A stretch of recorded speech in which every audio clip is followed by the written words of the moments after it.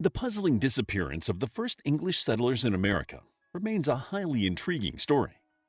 The lost colony has inspired many theories about what happened to the over 100 people who attempted to establish a colony on Roanoke Island, and how all traces of them completely disappeared in just 3 years.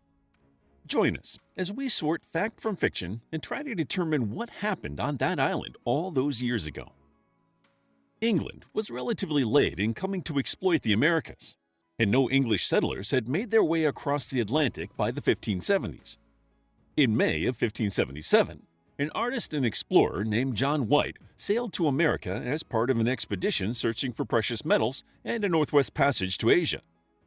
The expedition yielded neither of these things, but White was intrigued and sketched the people and lands he had seen on the voyage. He was so enamored with the place, he planned to return and start a colony.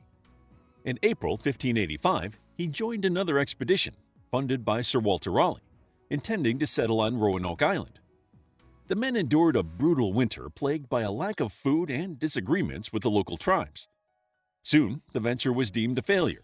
The settlement was abandoned in 1586, and White returned to England with a new and extensive collection of paintings and sketches. Unperturbed, White began to plan a voyage back to Roanoke Island. This time, he was appointed governor of the prospective settlement, and backed by Raleigh, White took his family and over 100 others to establish a colony. The settlers included women and children, signaling White's absolute belief that they could start a new life and successfully found a settlement. His confidence was such that he took his wife, son-in-law Ananias Dare, and pregnant daughter Eleanor. On board were also two Native Americans, Manteo and Wanchese, who had traveled to England with the previous expedition and were returning home. The party arrived on July 22, 1587, and began to repair the houses that had been abandoned the previous year. On August 18th, White's granddaughter, Virginia, became the first English child born in the Americas. However, it was not smooth sailing for the colonists, and it soon became apparent that they did not have all the supplies they needed to thrive. White was persuaded to return to England for supplies 9 days after Virginia was born. Although White had planned to restock and travel directly back to Roanoke, he was delayed due to the Spanish Armada's attack on Britain. The war with Spain and attacks by French pirates delayed White's return for 3 years. White finally set sail from England on March 20, 1590. He hoped to arrive in time for his granddaughter's 3rd birthday, and although they reached land on August 1st, bad weather delayed them from journeying to the colony. On August 12th, they anchored at the northeast end of Croatoan Island, and on August 15th, they saw smoke rising from where the colony was based when White left. This smoke gave them hope that the colony had survived and may even be expecting his imminent return. The next day, they saw more smoke coming from another area, and believing that the colonists were signaling to them, they journeyed to the source of the smoke. It took them longer than they had thought, so when they reached the area, there was palpable disappointment when they discovered no sign of anyone there, or any fresh water to drink. Tired and thirsty, the men returned to spend the night on their ships. On August 17th, disaster struck when the rough sea broke some boats trying to make land. 7 men drowned, causing most of the sailors to want to call off the hunt for the Roanoke colony. However, after seeing how determined White was to reunite with his family, they again left for Roanoke on August 17th. In the dark, they saw the light of a great fire, and White was elated that he would arrive on his granddaughter's birthday. They called out, singing songs and blowing trumpets to alert the colonists of their arrival. But there was no answer. They landed at daybreak, but instead of finding settlers around a fire, they saw grass and sundry rotten trees burning about the place. They journeyed on, still hopeful. White describes the moment he arrived at the Roanoke settlement. "We came to the place where I left our colony in the year 1586. In all this way, we saw in the sand the print of savages' feet of 2 or 3 sorts trodden in the night. And as we entered up the sandy bank, upon a tree, in the very brow thereof, were curiously carved these fair Roman letters CRO, which letters presently we knew to signify the place where I should find the planters seated." But White had no cause for concern. When he had left, he had told the settlers that should they need to move, they were to write or carve the name of the place where they were headed to on trees or doorposts, so that he could find them on his return. White had also told the settlers to carve a cross if they were in distress. As no such cross had been inscribed, The landing party continued. We passed toward the place where they were left in sundry houses, but we found the houses taken down, and the place very strongly enclosed with a high palisade of great trees, very fort-like, and one of the chief trees or posts at the right side of the entrance had the bark taken off, and 5 feet from the ground in fair capital letters was graven Croatoan, without any cross or sign of distress. Upon inspecting the palisade, White found iron objects strewn about and overgrown with grass and weeds. They could not find any of the boats the colonists had been left with, but they discovered that hidden chests were uncovered, with the objects inside broken and left to rot. White recounted, "We found 5 chests. They had been carefully hidden of the planters, and of the same chests 3 were my own. In about the place, many of my things spoiled and broken." White concluded that the colony had moved to Croatoan, and that the savages, our enemies at Desamongwipiak, who had watched the departure of our men to Croatoan, and as soon as they were departed, dug up every place where they suspected anything to be buried.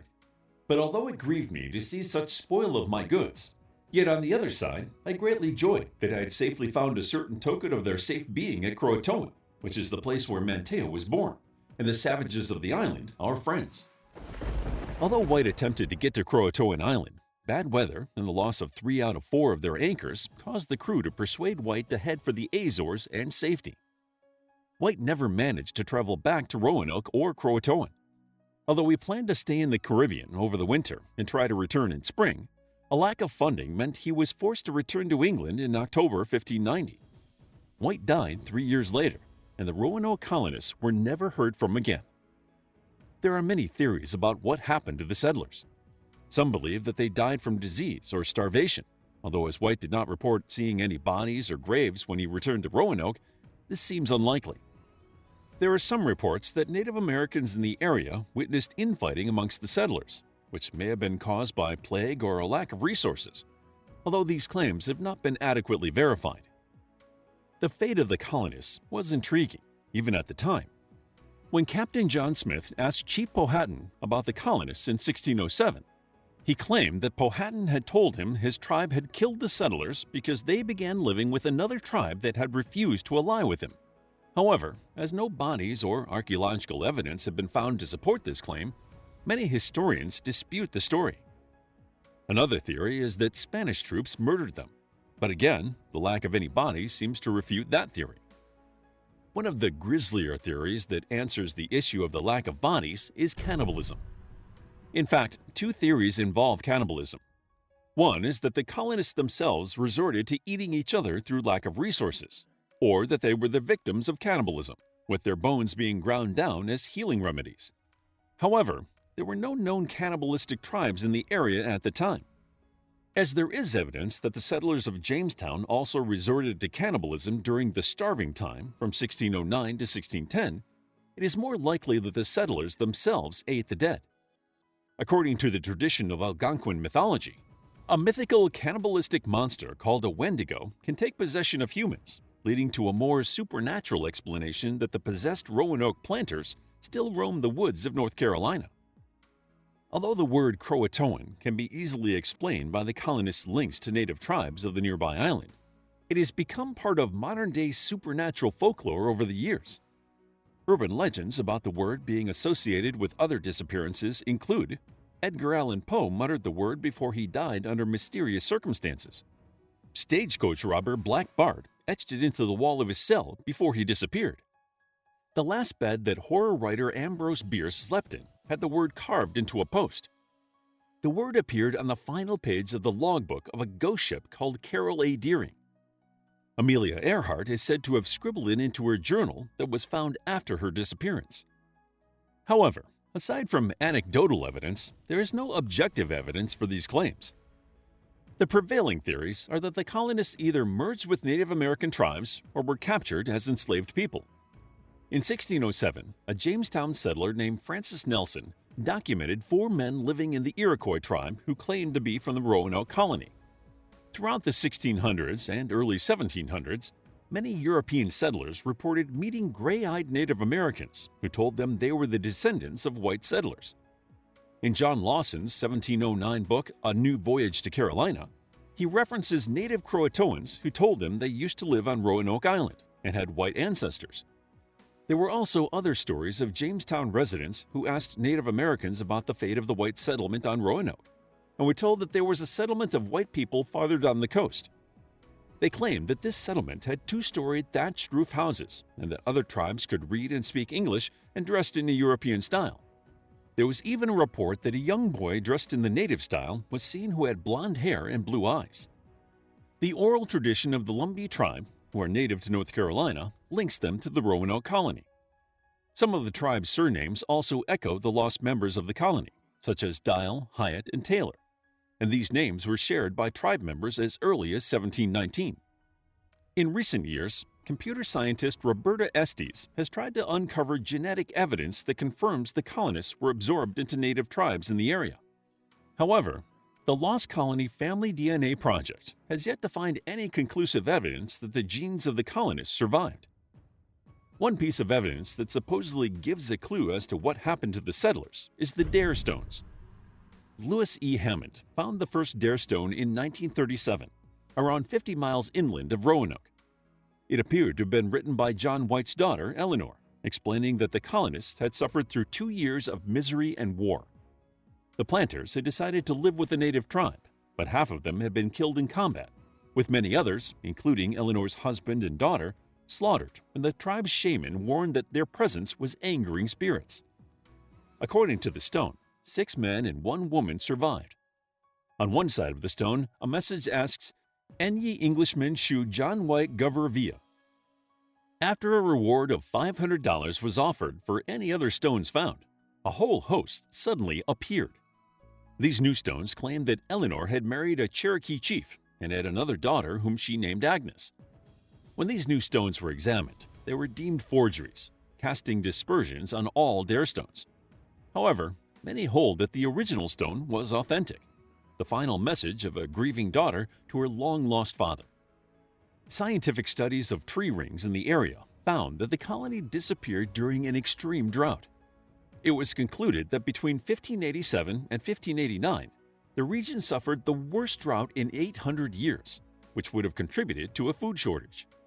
It may have also meant that there was fiercer competition for resources, giving credence to the original Dare Stone claim that the tribes were worried they had angered the spirits. In 2012, while analyzing White's original coastal maps, the British Museum found that the colonists may not have headed to Croatoan after all. They used imaging techniques that uncovered hidden markings that may have been made with invisible ink. The hidden image shows a 4-pointed blue and red star that may have marked an inland fort where the colonists resettled. It is speculated that White hid the spot to protect the colonists from the Spanish, in which case, perhaps the inscription of Croatoan was a deliberate misdirect. However, excavations that have taken place on Hatteras Island, formerly called Croatoan, have uncovered European historical artifacts, which suggests that some of the colonists, or at least their possessions, ended up there. But one question has to be asked. If White knew there was a second location the planters were likely to have been, why did he not insist they look inland rather than try and land on Croatoan in bad weather?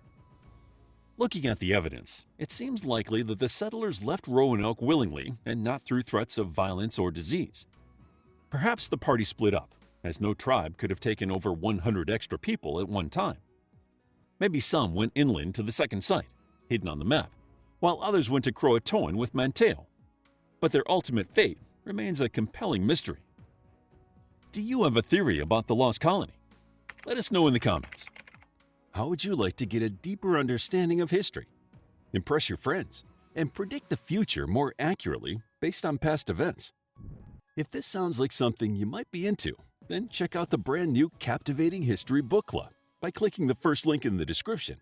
To learn more about history, check out our Captivating History book series. It's available as ebooks, paperbacks, and audiobooks. If you found the video captivating, please hit the like button and subscribe for more videos like this.